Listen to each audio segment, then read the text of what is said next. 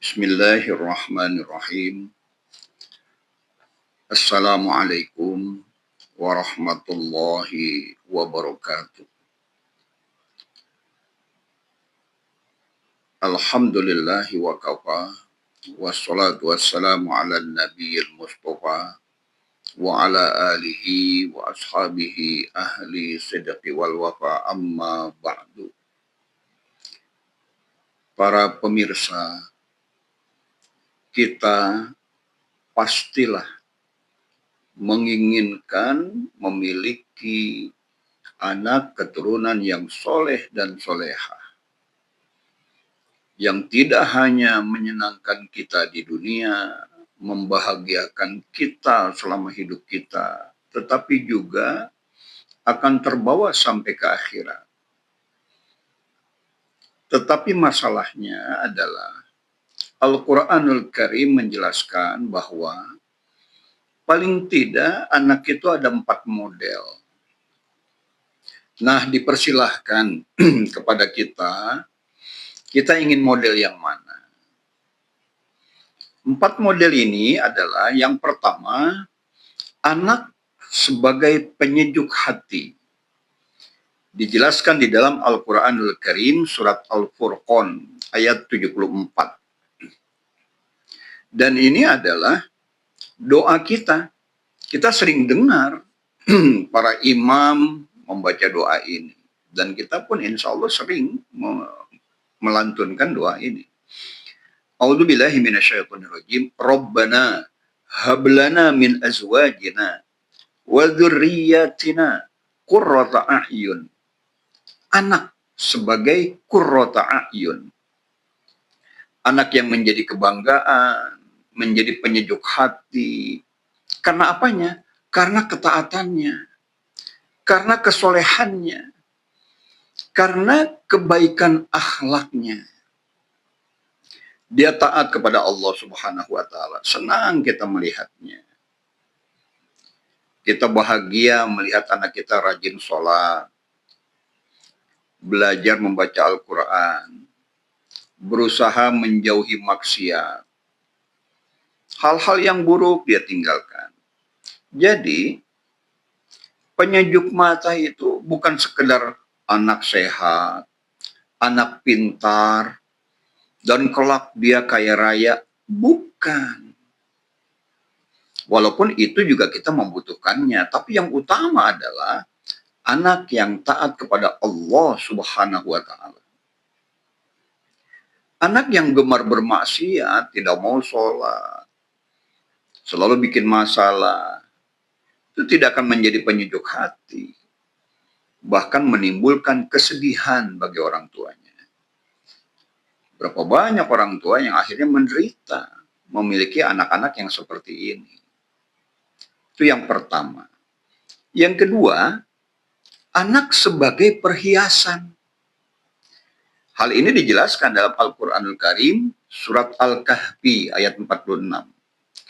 A'udzubillahi minasyaitonirrajim. Al-mal wal banun zinatul hayatid dunya. Harta, anak keturunan itu perhiasan dunia. Keindahan dunia. Orang senang dengan harta.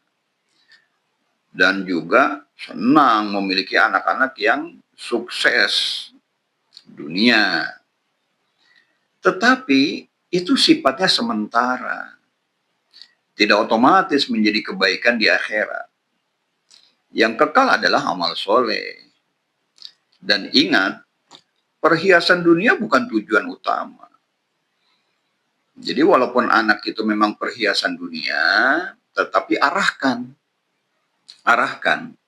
untuk menjadi kelak dia perhiasan pula di akhirat.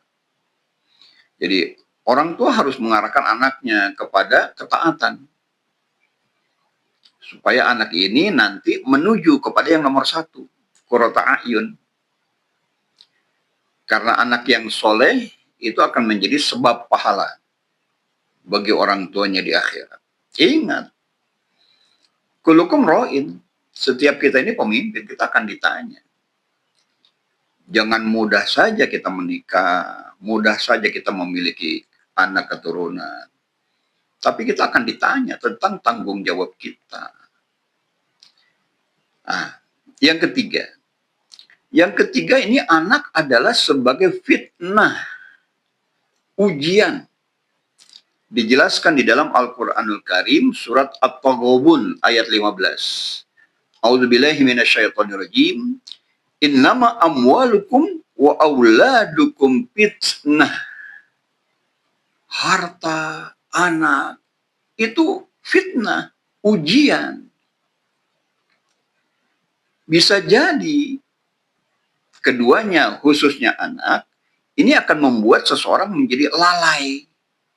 Lalai dari ibadah, lalai dari ketaatan, bahkan orang tua malah menjadi bermaksiat demi memenuhi keinginan anak-anaknya.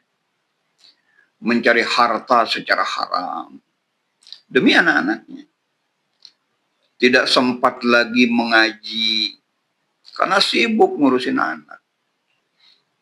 Tidak sempat lagi sholat berjamaah. Anak menjadi fitnah akhirnya.